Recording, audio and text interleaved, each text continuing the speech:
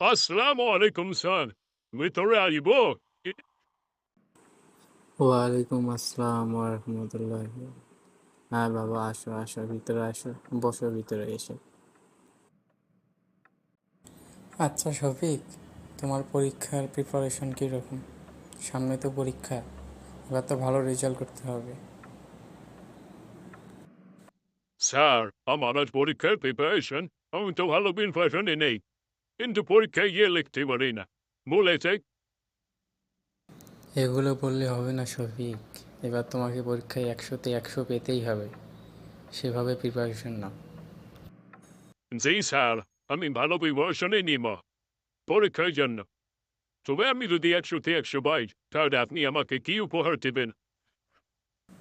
যাও, সমস্যা নেই, তুমি যদি 100তে 100 পাও তাহলে তুমি যেটা চাইবে সেটাই দেবো আমি, কোনো সমস্যা নেই, তবে 100তে 100 পেতেই হবে।